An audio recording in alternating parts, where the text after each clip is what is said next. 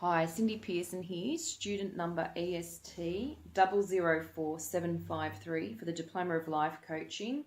This is my practical assessment for Unit 9, the solution-focused approach to life coaching, and here is my card, my ID. And this is Tina, who's helping me today with my role play. Hi, I'm Tina. I give permission for Cindy to do this interview to help with her studies. Thank you. Thank you, Tina. We're going to start the role play now. Hi, Tina. How are you? Good, thanks. It's nice to meet you. Nice to meet you.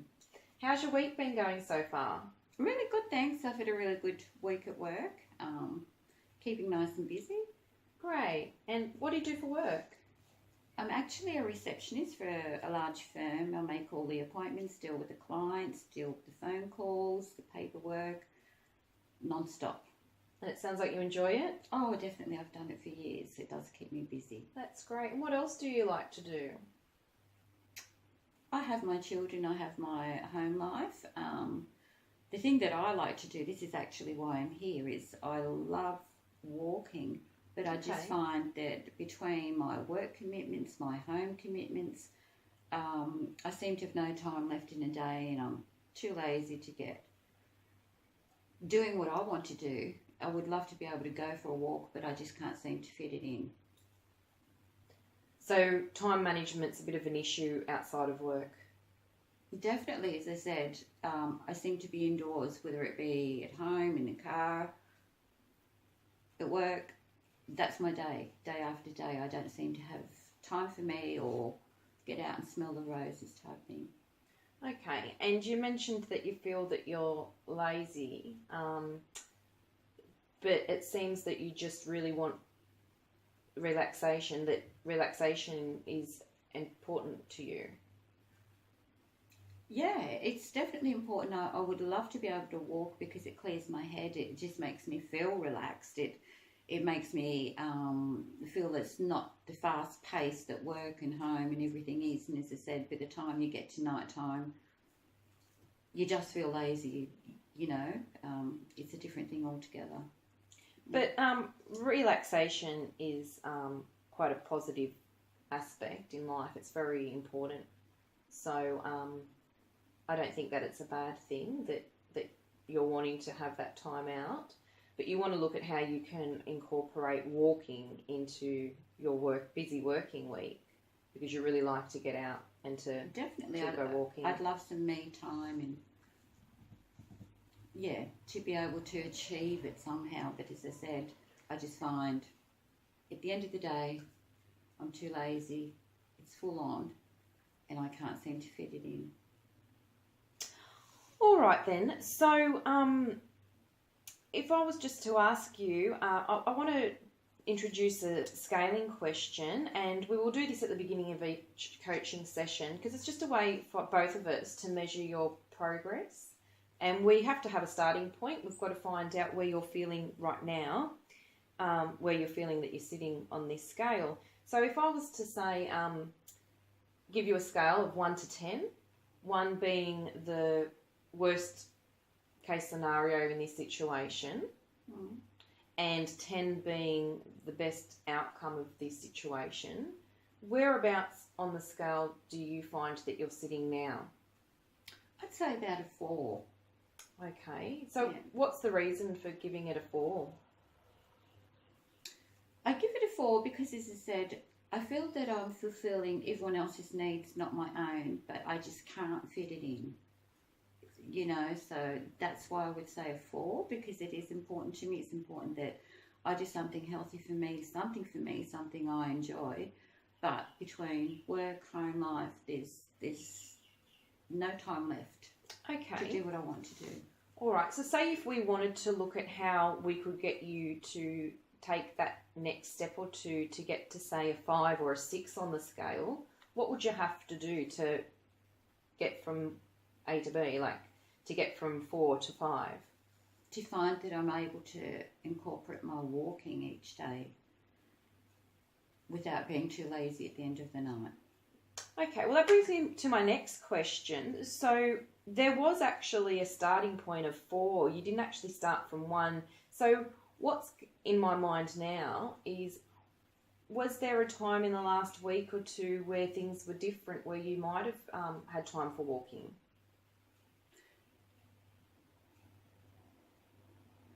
Well, it's funny you should say that. Actually, there was a day last week when I had to actually do someone else's chore for them, and that was going down to the post office for work. Oh, okay. And that was sort of what really motivated this frustration in me, because I actually got out of the building, had time to myself, even though it's still work related. But I was getting my walk. I felt like I had that time to do something I enjoy doing. Okay. Yeah. And so, so what made it different to your to the current situation? What was different about it? The fact that you got to go out. Well, I just don't do that in a day. As I said, I'm in the office all day, home all night, and cannot find that time to do it. Okay. So I'll ask another question, if that's okay. It's called the miracle question. Basically, what I'll get you to imagine is that you were to go home tonight, go to bed, and during the night, unbeknownst to you, while you're asleep, a miracle actually occurs, but you don't know it's occurred because you're asleep. So in the morning when you wake up, still not knowing, but the miracle has occurred, what would it take for you to notice that a miracle has actually happened? What would you have to see and experience to know about this miracle happening?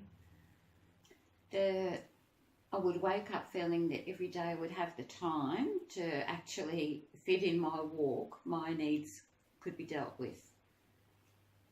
So we're back to that time factor again. Okay.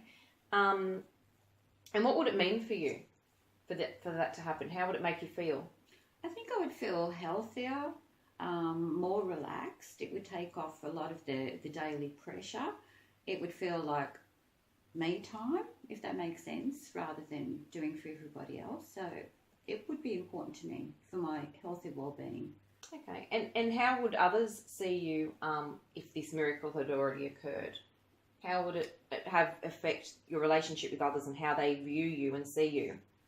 I think they would find me a little bit happier in myself, my whole attitude, because you can get a little bit cranky and frustrated at having to do for others all the time, and you just don't look after yourself enough. Okay. All right. So going back to with your scaling question and with the steps on what you need to do, how can you, so we'll just go back and focus on that for a moment. How can you look at taking a few steps towards this goal? Like, what possibilities can you think of that you could do differently in a day so that you can get a walk in? Can you think of anything at all? Well, if I had the time, it would be easy, but as I said, my day is completely chalked up from start to finish, so I really don't know if I could find the time to do it. Okay. Well, you've expressed to me that you have quite clear good time management skills already existing through your work. You say that you have to do a lot of scheduling and appointments and phone calls, and you're busy. You're already managing to juggle working life with a family life, and you are getting your things done at home. So you've got really good existing time management skills. So I'm wondering if it can be applied even that little bit further into your own recreation time, which for you's your walks. Is there a time during the day that you think that you could schedule in that little bit of time to go for a walk? Even if it's like after work, in the morning, I don't know how far away you are from work or anything like that, or... Well, actually, there are a couple of options now that you mention it. I guess it's just something I haven't looked at before because you've done this for so long, it's like routine. I do only live 10 minutes away from work, but it's so much more convenient just jumping in the car and going. That's something I've always done, but I guess I could actually look at walking to work, or maybe in my lunchtime, rather than take my lunch and sitting in the office, use that time to walk to a cafe and buy lunch. Like, okay. So break it up. Okay, so yeah, so to take the steps towards doing that then in the morning, trying to go for a walk to it, what could you do to incorporate and to make sure that that would fit in with your day? Just getting up a little bit earlier? I would have to get up earlier and set the alarm, get up earlier and make sure that I allow that time to actually do it. I mean. Okay. Well, it certainly sounds that you definitely have the skills and the ability to find good time management opportunities, and for you to be actually able to apply that in this situation. And it feels that, it appears that you're very motivated, and that you've come here and that you've been able to identify, shows all these things, has shown me that you have the initiative and the ability. So I really think that you'll be able to progress now with making those few steps between now and next session. So we might leave it here. We're at time for the end of the role play. So thank you, Tina. I've just got some questions I've got to answer now. Okay. So thank you for your help. Yeah, no, thank you very much. You certainly enlightened me and made me think. Okay. Thank you. Thank you. Look forward to seeing. For the last part of this assessment video, I've been asked to engage in some self-reflection questions, which I will do now. Question 1. On a scale from 1 to 10, how confident were you before completing your assessment? To be honest, I was only probably about a 4. I wasn't very confident really at all, because although I've got the concept of moving away from problem-focused talk to solution-focused talk, I had the concept in theory, but applying it practically I knew was going to be a bit of a challenge. Question 2, on a scale from 1 to 10, how confident did you feel during your assessment? I would have to say probably once it started flowing and Tina started responding to my skills, I felt probably about a 6. Definitely I need more practice and I need more confidence, but I did feel I felt a bit more comfortable as the session progressed. Question 3, scale 1 to 10. On a scale, from 1 to 10, overall, how effective do you think you were as a coach? I'm going to probably say